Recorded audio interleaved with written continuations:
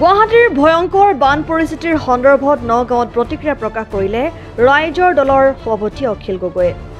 গুৱাহাটীৰ উন্নয়ন দপ্তৰ বিভাগটোৰ দায়িত্ব কৰ্তন কৰিব লাগে অশোক সিংঘাল নামৰ বেপাৰীজনৰ পৰা। এজন বিল্ডাৰক দপ্তৰটো প্ৰদান কৰি উদক ভেটাৰখীয়া পতাৰ দৰে কথাহে কৈছে।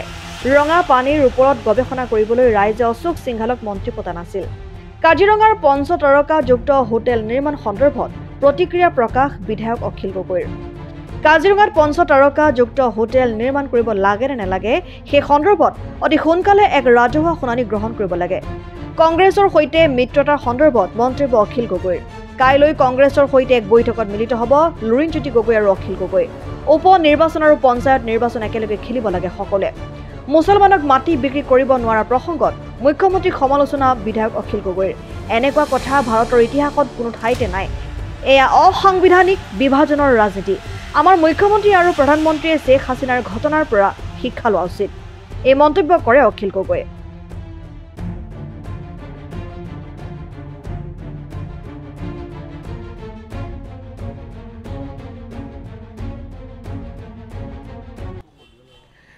মই আপোনালোকক এটা কথা খাটাংকে কওঁ যে যদি গুৱাহাটী উন্নয়ন দপ্তৰটো অশোক সিংঘালক দি থাকে তেতিয়াহ'লে গুৱাহাটীৰ কৃত্ৰিম বানপানীৰ সমস্যা আৰু গুৱাহাটীৰ প্ৰধান সমস্যাবিলাক কেতিয়াও সমাধান নহয়। মই ভাবোঁ যে অশোক সিংঘাল নামৰ বেপাৰীজনক মানে গুৱাহাটী উন্নয়ন দপ্তৰটোৰ পৰা আঁতৰাই দিব লাগিব। কেলৈ তেখেত নিজে এজন বিল্ডাৰ, গতিকে বিল্ডাৰ এজনে তেওঁৰ মানে কি হয় গুৱাহাটীৰ মাটিবিলাক তেওঁৰ বিল্ডিং পাৰ্মিশ্যন উলিয়াই কাম কৰাটোৱে তেওঁৰ কাম আছিলে, বিল্ডাৰ হয়নে নহয়? সেই বিল্ডাৰজনক যেতিয়া মন্ত্ৰী বনাই দিলে উদক ভেটাৰখীয়া পঠীয়া হ'লনে নাই বাৰু? এতিয়া সেই মন্ত্ৰীজনে ক'ত মাটি আছে, ক'ত মাটি দখল কৰিব পাৰি, ক'ত মাটি লৈ তেওঁ ডাঙৰ বিল্ডিং বনাব পাৰি, ক'ত এপাৰ্টমেণ্ট বনাব পাৰি, ফ্লেট বনাব পাৰি, ক'ত বিজনেছ হাউচ বনাব পাৰি, এইবিলাক ধান্দাত থাকে তেওঁ অনবৰ। তেওঁ বেপাৰ কৰিবলৈকে অসমলৈ আহিছিলে হয়নে নহয় ককাবলৈকে? তো তেওঁতো অসমক ভাল পাই অসমলৈ অহা নাই। গতিকে সেই মানুহজনৰ হাতত যদি থাকে তেতিয়াহ'লে তেনেকুৱা ধৰণৰ কথা ক'বই। তেওঁতো ক'বই যে মেঘালয়ৰ পৰা পানী আহিছে, গতিকে মেঘালয়ৰ পৰা অহা পানীয়ে আমি গুৱাহাটীখন যিহেতু সোমাইছে, গুৱাহাটীত আমি সেই পানীৰ পৰা ৰক্ষা কৰিব নোৱাৰোঁ। তেতিয়াহ'লে চীনৰ পৰা অহা বানপানীৰ কাৰণে অসমৰ বানপানী কেতিয়াও সমস্যাৰ সমাধান নহ'ব। তেতিয়া অসমৰ পৰা যোৱা পানীৰ কাৰণে কেতিয়াও বাংলাদেশৰ পানী সমস্যাৰ সমাধান নহ'ব। তেতিয়াহ'লে বানপানী সমস্যাৰ এটা অদ্ভুত যুক্তি।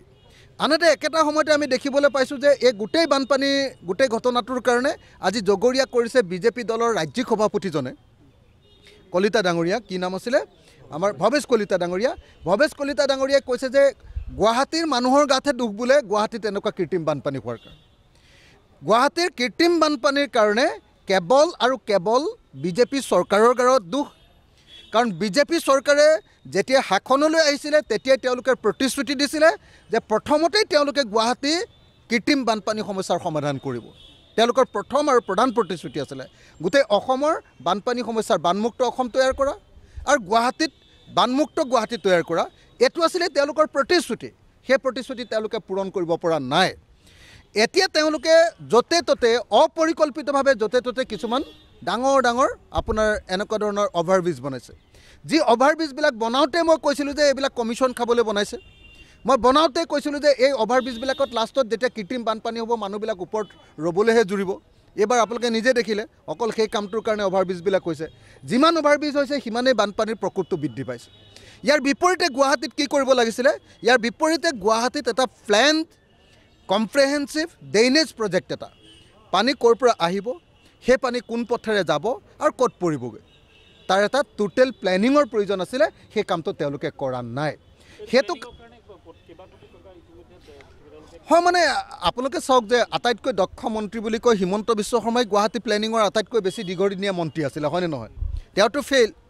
এতিয়া আকৌ অশোক সিংঘালক দিলে, অশোক সিংঘালটো বেপাৰী, তেওঁতো ফেইল হ'বই। হয় মানে অশোক সিংঘালে যিটো কথা কৈ আছে আৰু আমাৰ কলিতা ডাঙৰীয়াই যিটো কথা কৈছে যে ৰঙা পানী আহিছে, ৰঙা পানীৰ পৰা আমি বচাব নোৱাৰোঁ, এইটো আপোনাৰ মেঘালয়ৰ পানী। তো এতিয়া ৰঙা পানীৰ ওপৰত গৱেষণা কৰিবৰ কাৰণেতো আমি মন্ত্ৰী বনোৱা নাছিলোঁ। ক'লা পানী আৰু ৰঙা পানীৰ ওপৰত গৱেষণা কৰিবৰ কাৰণে আমি মন্ত্ৰী বনাইছিলোঁ। কি কাৰণে? যে অসমৰ মানুহে আমি টেক্স দিছোঁ, গুৱাহাটীৰ মানুহে আমি টেক্স দিছোঁ, তোমালোকে ধুনীয়া প্লেনিং কৰি গুৱাহাটীখন বচোৱা, গুৱাহাটীখন প্লেন চিটি তৈয়াৰ কৰা। স্মাৰ্ট চিটি ক'লে কিন্তু স্মাৰ্ট চিটিত আটাইতকৈ পৃথিৱীৰ ভিতৰতে আটাইতকৈ লেতেৰা চিটিখনৰ নামটো হ'ল গুৱাহাটী। গতিকে এই মুহূৰ্তত মই ভাবোঁ যে যদি সঁচাকৈ যদি চৰকাৰখনে এই কাম কৰিব নোৱাৰে ইমিডিয়েটলি আমি অশোক সিংঘালক পদত্যাগ কৰিবলৈ ক'ব লাগে। এই মুহূৰ্তত অসমৰ প্ৰত্যেকজন মানুহে গুৱাহাটীৰ প্ৰত্যেকজন গুৱাহাটীৰ মানুহে একদম নাইট মেয়াৰ কটাইছে। মানে এনেকুৱা ধৰণৰ দুৰ্যোগ পৃথিৱীত কেতিয়াও হোৱাই নাই। পৃথিৱীৰ চাগে কোনো চিটিত এনেকুৱা ধৰণৰ দুৰ্যোগ হোৱা নাই যে মানুহ সন্ধিয়া 4টা বজাত ওলাই গৈ 4:30টাত ওলাই গৈ অফিচৰ পৰা ওলাই আহি ঘৰ পাবৰ কাৰণে ৰাতিপুৱা 3টা বাজিছে। এনেকুৱা ধৰণৰ দুৰ্যোগ চাগে পৃথিৱীৰ কোনো মহানগৰত ঘটাই নাই। গতিকে এনেকুৱা ধৰণৰ মহানগৰত দুৰ্যোগ ঘটোৱাৰ কাৰণে অশোক সিংঘালে ইমিডিয়েটলি তেওঁৰ পদবীৰ পৰা পদত্যাগ কৰিব লাগে, তেওঁক খেদি দিব লাগে। আৰু হিমন্ত বিশ্ব শৰ্মাই ডাঙৰ ডাঙৰ কথা কৈ থকাতকৈ এটা প্লেন কৰি এইটোৰ ওপৰত কেবিনেট বৈঠক পাতিব লাগে। ইমান যে কেবিনেট বৈঠক দৈনিক পাতি থাকে, ভোজমেলবিলাক কৰি থাকে, তেওঁলোকে গুৱাহাটীৰ ওপৰত এখন কেবিনেট বৈঠক নাপাতে কিয়? আৰু মইতো ভাবোঁ যে গুৱাহাটীৰ নাৱৰ ওপৰত কেবিনেট বৈঠক পাতক।